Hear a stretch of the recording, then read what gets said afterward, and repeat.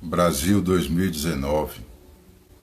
Chegou o tempo do Brasil refletir sobre o seu conceito nacional de uma maneira aguda, crítica. É um conceito de entendimento de brasilidade que surge nos anos 30, especialmente pelas teses defendidas e aplicadas do sociólogo Gilberto de Melo Freire, onde percebe uma mescla de 3 continentes, de 3 etnias, a europeia, a africana e a ameríndia, a constituir o que nós interpretamos ainda hoje como brasilidade.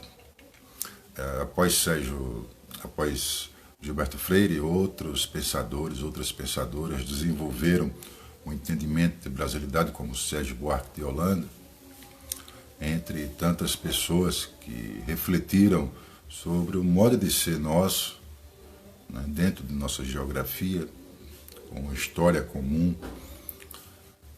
E é tempo que a gente revise esse conceito que está sedimentado na nossa sociedade, no nosso meio, especialmente nas nossas instituições, na nossa instrução escolar, muito também na nossa instrução familiar.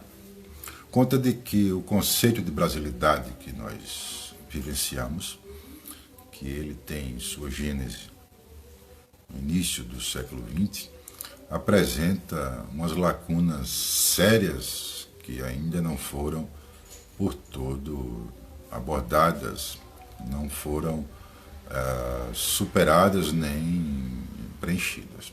A exemplo de que os 380 anos que a escravatura existiu no Brasil nos deixa sequelas terríveis, sequelas que ainda hoje perduram na população de baixa renda especialmente, que são as pessoas descendentes dos nossos compatriotas escravizados e que foram entregues à pura sorte a partir de 1888, com a abolição da escravatura.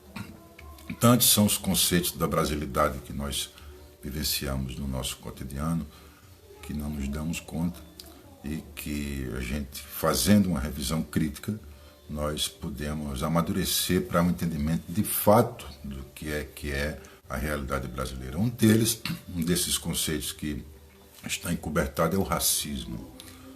O racismo, claro, que o Brasil tem para com seus próprios compatriotas, especialmente das camadas populares, especialmente da negritude. E esse racismo ele nunca foi tido como a ordem do dia, digamos assim, ou como um foco de atenção maior para os governos, salvo os governos populares recentes dos anos do PT, das esquerdas, que pautaram alguns aspectos que sinalizaram uma reflexão sobre essa problemática brasileira, a exemplo das cotas para as universidades, para concursos, cotas raciais, a exemplo de políticas públicas específicas para o povo negro. E aí uma série de situações foram criadas para que o racismo fosse combatido, né? Leis, né? O Estatuto da Igualdade Racial, mas que ainda não é um tema assumidamente do nosso cotidiano.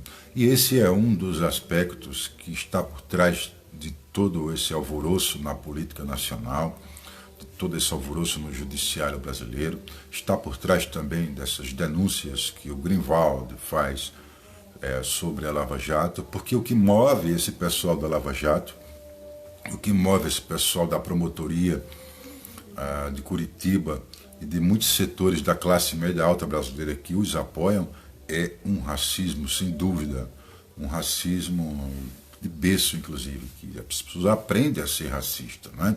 Ser humano nenhum nasce racista, mas aprende a ser. E esse racismo é uma continuidade dos ranços escravocratas que no Brasil existiram por 380 anos.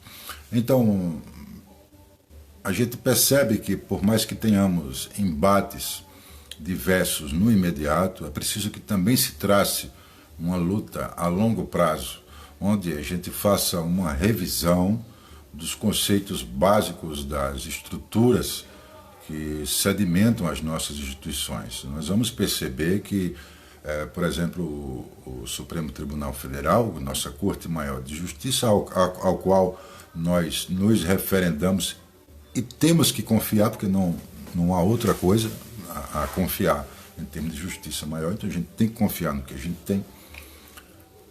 Ela não se constrange em gastar R$1,5 bilhão com caviar, com vinhos caros, com um monte de coisas que não são substanciais para o seu cotidiano, mas ela não se constrange, mas não percebe tantas as mazelas e as dificuldades que nós temos, ignora totalmente onde esse valor monetário altíssimo poderia estar dando, por exemplo, assistência às pesquisas científicas e não haveria o corte das bolsas do CAPES como ocorreu. Então, é um sinal, um sintoma de que nós percebemos a nossa rede institucional nacional com os seus vícios antigos ainda, com estruturas escravocratas, as famílias, as residências, as escolas, tudo tem ainda um ranço muito grande de racismo, né? Então, a longo prazo é que a gente vai construir um novo conceitual dessas instituições, mas isso precisa ser começado agora, né? E várias pessoas já iniciaram essa luta, né, de ressignificar os seus espaços públicos, as suas instituições, né, para que a gente tenha os princípios mais modernos de civilização de fato praticados no nosso dia a dia, no nosso cotidiano mais elementar. Ora, para onde a gente olhar, onde a gente enxerga Brasil, enxerga a brasilidade, nós vamos ver essas lacunas que são várias. Eu citei só o racismo, mas tem outras várias. Nós somos uma sociedade machista, somos uma sociedade em dado aspecto muito materialista, uma sociedade que se acovarda, uma cultura que se acovarda em dados momentos de seu potencial e vai interpretar que sempre o estrangeiro ou outras nações que tem uma estrutura a bom termo, né? O complexo de vira-lata que se fala é um pouco isso. A gente, por si mesmo, se desvaloriza e desvaloriza os nossos próprios connacionais. Então, essa mentalidade que está incutida no conceito de brasilidade, ela nos traz danos terríveis. A exemplo do que agora vemos, o Dr. Juiz Moro simplesmente posando de herói nacional, num moralismo tacanho, né, num moralismo falso, onde as pessoas têm até um apreço e uma aceitação de suas atitudes, quando na verdade não enxergam que a atitude do Dr. Moro, do pessoal de Curitiba, da mídia, da grande mídia, de grande parte dos políticos, nada mais é do que um mero encobertar das reais falcatruas, da real rapina que acontece no Brasil, a exemplo da Embraer, que agora já não é mais nossa, da Amazônia, que foi vendida boa parte das terras, da base de Alcântara, que está nos Estados Unidos, do pré-sal, que não é mais nosso, e fica desviando o foco da rapina verdadeira, dos impostos que não são pagos, 500 bilhões de impostos das grandes empresas que não pagam, simplesmente, as grandes fortunas que não são taxadas. E eles desviam essa grande rapina de fato, né? Esse saque geral do patrimônio brasileiro, o esforço da população a trabalhar e as riquezas naturais, eles desviam com a corrupção, que é muito pouca em relação a essa grande corrupção da elite e também dos estrangeiros que estão colocados com a nossa elite nacional e com a classe média alta. Então, outro aspecto é esse. Eles incutem no nosso dia a dia um complexo de vira-lata, onde a gente acha que na Suíça funciona, no Japão é bom, nos Estados Unidos dá certo, na Itália é legal, mas no Brasil nada. e isso como se passasse uma frustração aceitável, né? Um conformismo de frustração, onde a gente não tivesse um impulso de alcançar os estratos que nos é possível alcançar, como é a toda a civilização moderna alcançar.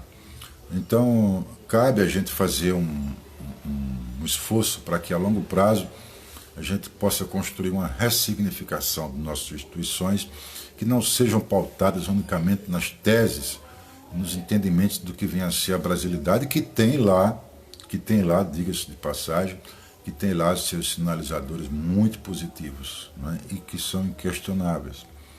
Nós, por exemplo, não podemos pôr em questão de existência, não podemos pôr em questão de estrutura uma construção estética, como é o caso do frevo de rua, ou samba, né, para falar no campo cultural, ou da construção popular e política de líderes aclamados como Getúlio Vargas, um Leonel Brizola, um João Goulart, né, entre outras pessoas. Estou dando uns exemplos que me ocorrem no momento, mas há todo um conjunto de sinais que mostram que nós temos uma estrutura de fato coesa de civilização, porém ela se perde em lacunas severas e todo um potencial fica um tanto adormecido, dominado por intenções e por interesses outros que não são unicamente o bem-estar e o objetivo da coletividade.